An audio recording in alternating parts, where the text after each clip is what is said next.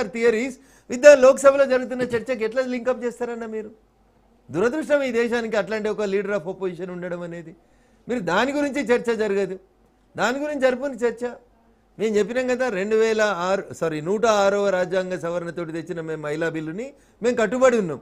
అందులో రాసిన ఒక లైన్ని సవరిస్తే 29 ఎన్నికలలో రిజర్వేషన్ ఇవ్వచ్చు అని చెప్తున్నాం. వద్దా 29లో మహిళా సోదరి మనకి రిజర్వేషన్ ఇచ్చడం మీకు ఇష్టం లేదా? చెప్పు, ఇష్టం లేదంటే బల్క్ గా వస్తే బాగుంటుందన్న వాదన కూడా వినిపించింది. దానికోసమే పెడతా అంటున్నాం మేము. తెలంగాణకో లేదో సౌత్ కు అన్యాయం జరుగుతుందని కొంతమంది అర్థం కాని వాళ్ళు, బిల్లు గురించి సరిగా అవగాహన లేని వాళ్ళు మాట్లాడితే హోంమంత్రి గారు ఏం చెప్పినారు? స్పీకర్ గారు 1 గంట సేపు హౌస్ని అడ్జైన్ చేయండి. ఇప్పుడు వాళ్ళు అడుగుతున్నారు కదా, కేరళలో ఎన్ని సీట్లు పెరుగుతాయి రాసుకరమ్మంటారు. కేరళలో ఇప్పుడు 20 ఉన్నాయి, రేపు 10 పెరుగుతాయి, 30 అవుతాయి రాసిస్తా అన్నారు. తెలంగాణలో 17 ఉన్నాయి, సగం పెరుగుతాయి, 9, 17 + 9 25 లేదా 26 రాసి తీసుకొస్తా గంట సేపు 5 అయ్యింది అని అడిగిరు అమిత్ షా గారు. దానికి కూడా ప్రతిపక్షాలు సిద్ధంగా లేవు. రేపు మళ్ళీ బిల్లు తెస్తాం, రేపు ఇన్ ద సెన్స్ నెక్స్ట్ సెషన్లో వస్తుంది. మీరు 543 కంటే 543కి ఇస్తాం, పెంచి 850కి ఇద్దామంటే పెంచి 850కి ఇస్తాం. We are for human reservation. Not only women, you are not only opposing women, SC ఎస్టీలకు పెరిగేటువంటి ఎంపీ సీట్లను కూడా మీరు అపోజ్ చేస్తున్నారు. ఇలా 131 సీట్లు ఉన్నాయి ఎంపీలకి, ఎస్సీ ఎస్టీ ఎంపీలకి. అవి రేపు 195 నుంచి 200 అవుతాయన్నా. పెరిగాయా? ఎస్సీ ఎస్టీలకు ఎంపీలు పెరిగాయా? పెరగొద్దా? బిఆర్ అంబేద్కర్ గారు రాసిన రాజ్యాంగం చెప్తుంది కదా, షెడ్యూల్ కాస్ట్, షెడ్యూల్ ట్రైబ్ జనాభా పెరిగితే పెరిగిన జనాభాకు అనుగుణంగా వాళ్ళకి రిజర్వేషన్లు పెంచుకున్నది కదా. You will never respect Ambedkar. చేతుల మాత్రం రాజ్యాంగం పుస్తకం పట్టుకొని తిరుగుతారు. ఇదేం బాధ అన్న వీళ్ళతోటి?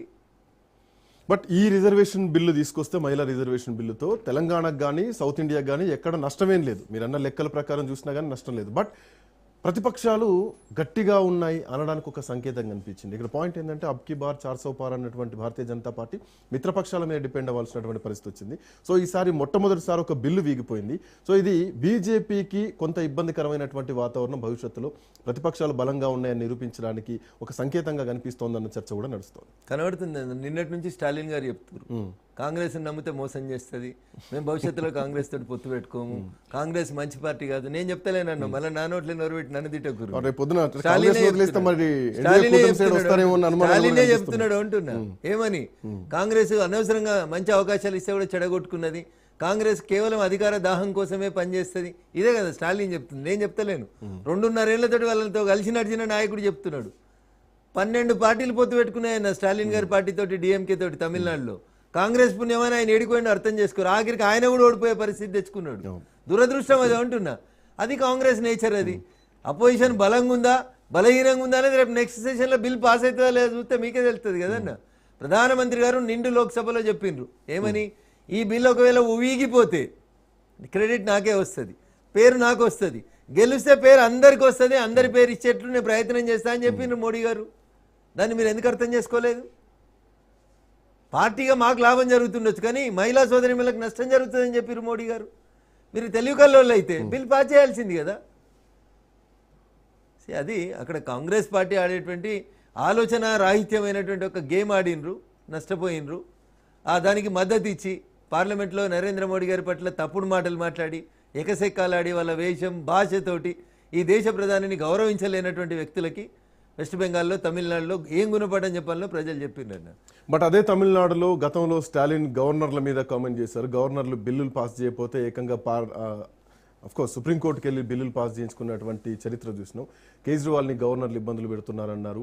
సో అటు చాలామంది ముఖ్యమంత్రులు, ఈవెన్ కేసీఆర్ విషయంలో గవర్నర్ ఇబ్బందులు పెడుతున్నారు. ఇప్పుడు కనీసం ఇంకా ముఖ్యమంత్రిగా పదవీ ప్రమాణ స్వీకారం చేయకముందే విజయ్ను కూడా గవర్నర్ ఇబ్బంది పెడుతున్నారు అన్నటువంటి చర్చ ఇప్పుడు రైట్ నౌ తమిళనాడులో జరుగుతుంది. అదే మీరు అన్న తమిళనాడు ఎగ్జాంపుల్ తీసుకున్నాం. గవర్నర్లు, రాష్ట్రపతులు ఈ దేశంలో ఉన్నటువంటి ఒక్కొక్క గవర్నర్ తీసుకున్నటువంటి నిర్ణయాలు, ఈ దేశంలో గవర్నర్ల ద్వారా ప్రజల చేత ఎన్నుకోబడినటువంటి ప్రభుత్వాలని మొట్టమొదటిసారిగా కూలగొట్టింది ఎవరంటే గౌరవనీయులు జవహర్లాల్ నెహ్రూ గారు, ఈ దేశ తొలి ప్రధాని. ఇలా వాళ్ళకి వత్తాసు పలుకుతూ వాళ్ళు వెనకాల తిరుగుతురు కదండి, తోక పార్టీలు అని చెప్పి. ఈ దేశంలో మొత్తానికి అడ్రస్ లేకుండా కేరళలో ఓడిపోయి మొత్తానికి అడ్రస్ పోయింది కదా.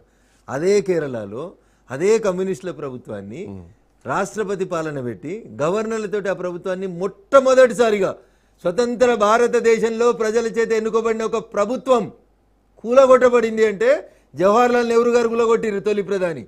కూలగొట్టించుకున్న వాళ్ళు ఎవరంటే కమ్యూనిస్ట్ వాళ్ళు. ఓకేనా అన్న? ఇలా మీరు గవర్నర్ల గురించి మాట్లాడతారు. అన్న వాజ్పేయి గారికి ప్రధానమంత్రిగా ప్రమాణ స్వీకారం చేయడానికి రాష్ట్రపతి అవకాశం ఇచ్చిండ్రు. అవును.